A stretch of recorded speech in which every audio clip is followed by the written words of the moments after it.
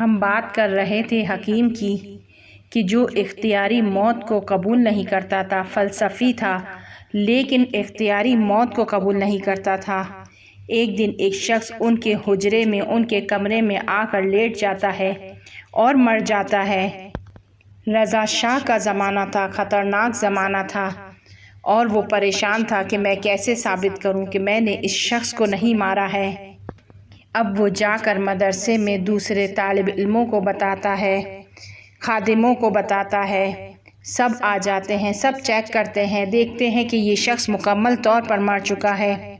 ایک گھنٹہ یا چند گھنٹے گزرنے کے بعد سب پریشان تھے کہ اچانک یہ شخص اٹھتا ہے اور کہتا ہے کہ دیکھا، اختیاری موت کا وجود ہے، ہو سکتا ہے۔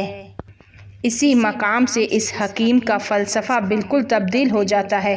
نہ صرف اس کا فلسفہ تبدیل ہوتا ہے بلکہ اس کی زندگی کی فضا بھی تبدیل ہو جاتی ہے۔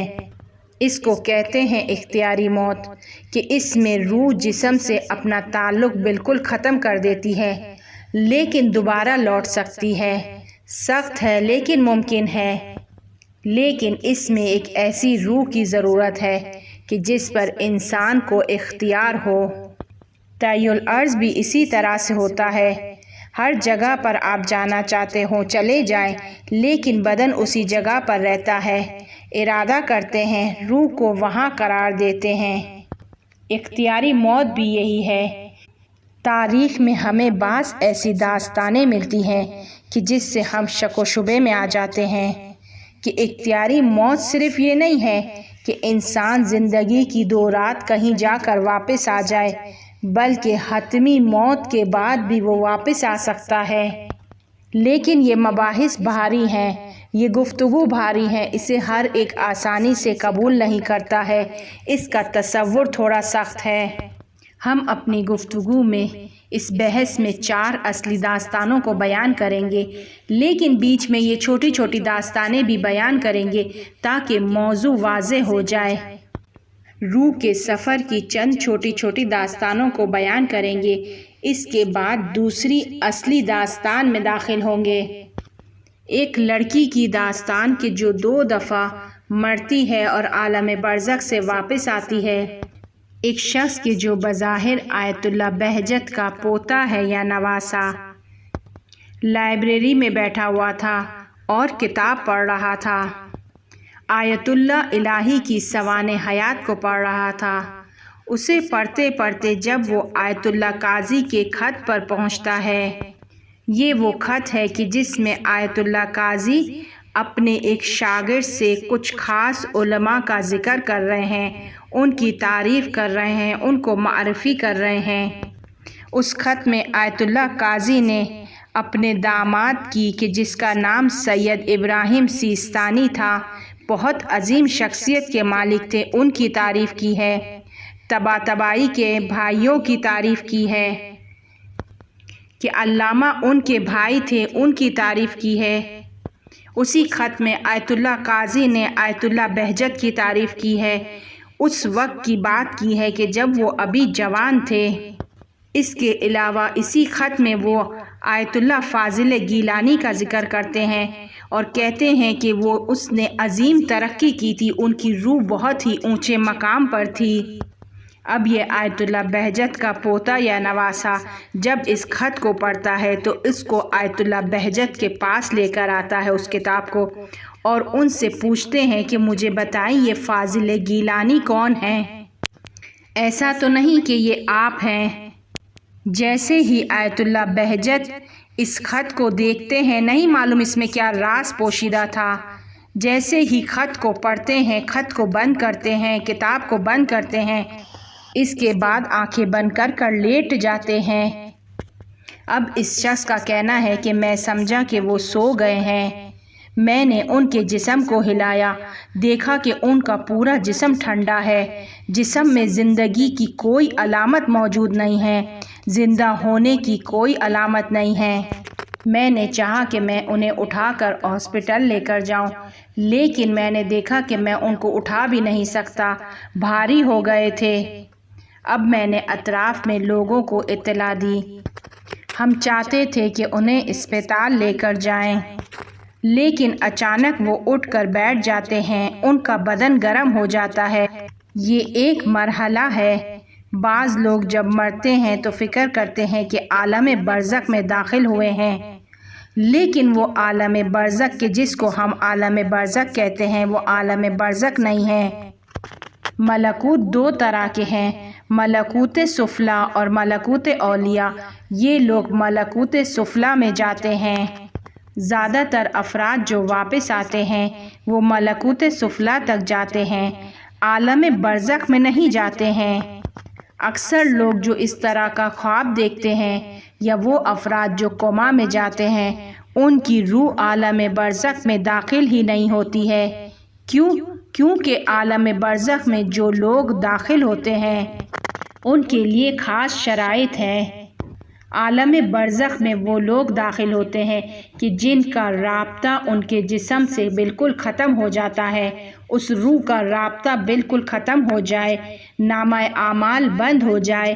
اس کے بعد عالم برزخ میں قدم رکھا جاتا ہے، اور وہ چار اصلی داستانوں کو کہ جسے ہم بیان کریں گے، ایک داستان کو ہم بیان کر چکے ہیں، دو کی بعد کی جو داستانیں ہیں جن کو ہم بیان کریں گے وہ عالم برزخ میں نہیں جاتے، لیکن چوتھا شخص اس کا نامہ اعمال بند ہو جاتا ہے۔ عالم برزخ میں داخل ہونا یعنی حساب کتاب ہے۔ ویسا حساب کتاب نہیں ہے کہ جس کا قرآن ذکر کر رہا ہے، فَمَن يَعْمَلْ مِثْقَالَ ذَرَّةٍ خَيْرًا يَرَهُ وَمَن يَعْمَلْ مِثْقَالَ ذَرَّةٍ شَرًّا يَرَهُ۔ اس قسم کا حساب کتاب محشر کے دن کے لیے ہے۔ عالم برزخ میں اس طرح کا حساب کتاب نہیں ہوگا۔ اسے اس کی زندگی کا ایک دورانیہ دکھایا جائے گا کہ جس پر بھی انشاءاللہ بات کریں گے۔ یہ اعمال کا دیکھنا کیا ہے؟ جب انسان مرنے لگتا ہے تو اپنے تمام زندگی کو دیکھتا ہے، تمام اعمالوں کو دیکھتا ہے کہ اس نے زندگی میں کیا کیا کیا، لیکن اسے یہ سب کچھ دیکھنے میں کتنی دیر لگتی ہے؟ 30 سیکنڈ، بلکہ 30 سیکنڈ بھی زیادہ ہیں۔ اس سے کم عرصے میں وہ اپنی پوری زندگی کو دیکھ لیتا ہے۔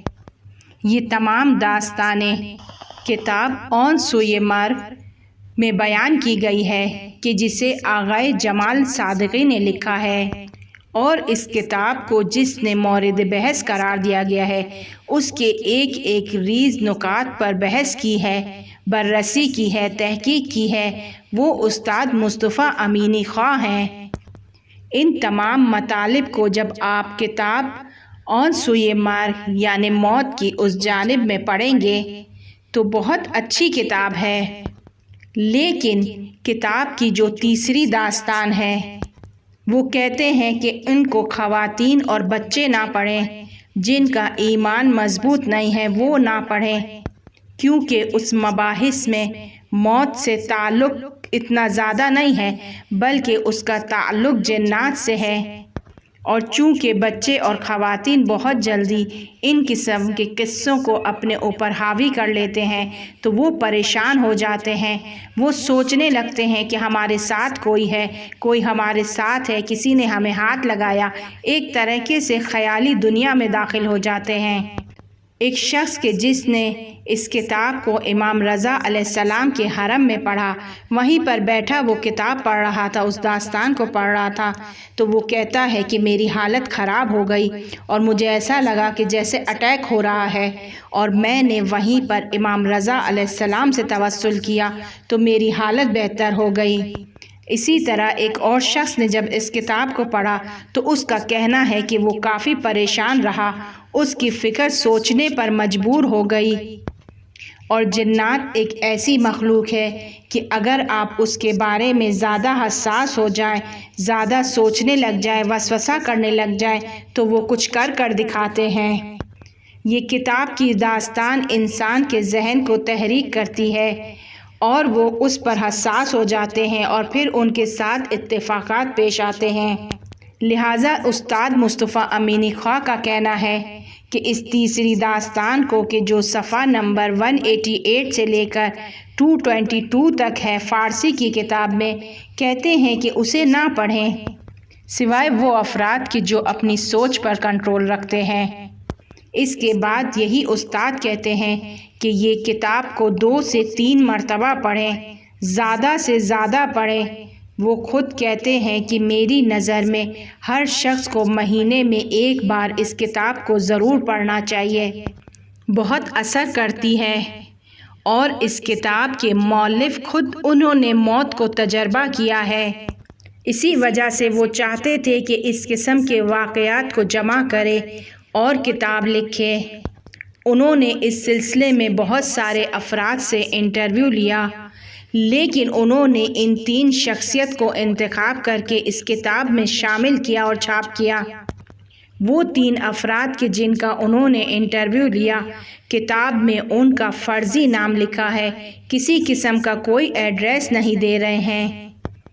پہلی داستان کے جو ایک خاتون کی ہے کہ اسپتال میں وہ ریز ریز نکات کو بیان کر رہی ہے کہ کس طرح اسے اسپتال میں لایا گیا، اس کے بدن سے روح الگ ہوئی، کون کیا بات کر رہا تھا، کون کس سے کیا گفتگو کر رہا تھا، حتیٰ اسپتال میں داخل ہوتے ہوئے گارڈ کے پاس جو واقعہ پیش آیا اس نے اس کو بھی سنا۔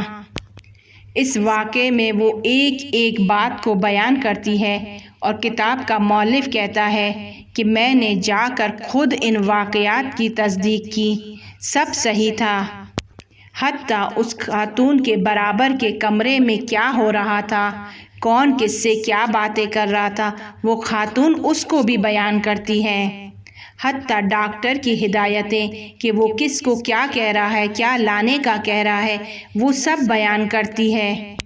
مثلاً فلاں انجیکشن لے کر آؤ، مثلاً فلاں چیز لے کر آؤ، کرنٹ دو، یہ سب وہ سن رہی ہے اور بعد میں بیان کر رہی ہے، جبکہ اس کی روح اس کے جسم سے الگ ہو چکی تھی۔ ہر داستان کی ایک خاص فضا ہے، ایک خاص ماحول ہے۔ آج کل بہت ساری جگہوں پر روح کی پرواز کی مشقیں کروائی جا رہی ہیں، بہت سارے افراد انہیں سیکھ رہے ہیں اور امتحان کے دوران اپنی روح کو پرواز دے کر کتاب میں سے جواب پڑھ کر آ جاتے ہیں اور لکھ دیتے ہیں۔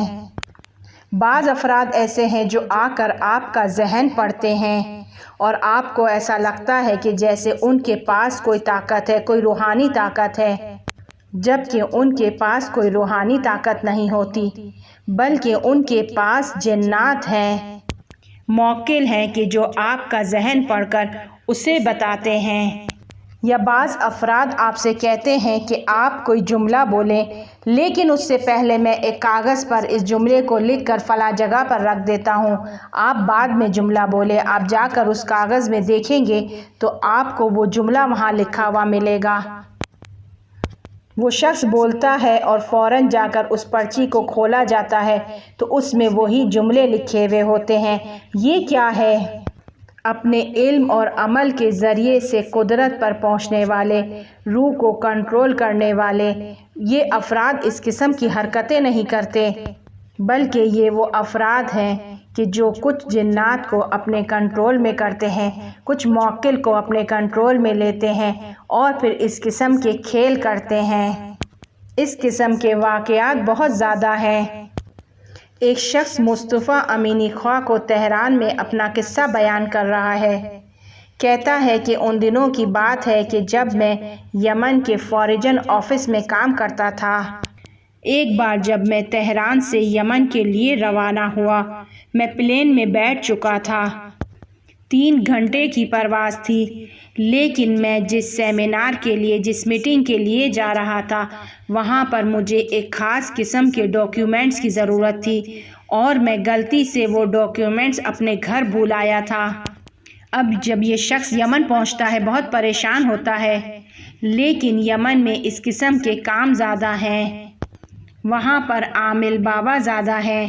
اب یہ شخص وہاں پر ایک عامل کے پاس جاتا ہے اور اس سے کہتا ہے کہ میں اپنے ڈاکیومنٹس بھول کر آیا ہوں اور وہ شخص اسے 3 سیکنڈ کے اندر اس کے گھر سے اس کے ڈاکیومنٹس یمن میں لا کر دیتا ہے۔ خود حضرت سلیمان علیہ السلام کا واقعہ بھی اسی فضا کا ہے کہ وہ ملکہ سبا بلقیس کا تخت اٹھا کر لاتے ہیں، موکل کے ذریعے سے اٹھا کر لاتے ہیں۔ جناتوں کی پرواز کی اسپیڈ بہت زیادہ ہے، لیکن فطری سطح کے لحاظ سے کم ہے، حافظے کے لحاظ سے کم ہے۔ آئیں ہم اپنی دوسری داستان میں داخل ہوتے ہیں کہ جو اس کتاب کی پہلی داستان ہے۔ ایک خاتون ہے کہ جو موت کے منہ میں جا کر واپس آتی ہے، ایک دوسرے انداز سے موت کو تجربہ کرتی ہے۔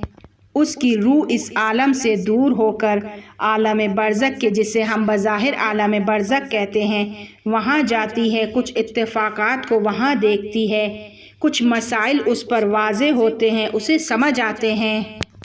مؤلف اپنی کتاب میں لکھتے ہیں کہ بہت ہی خوبصورت خاتون، جب میں نے پہلی بار انٹرویو کے لیے اسے دیکھا تو مجھے ایسا لگا کہ جیسے کوئی فلمی اسٹار ہے۔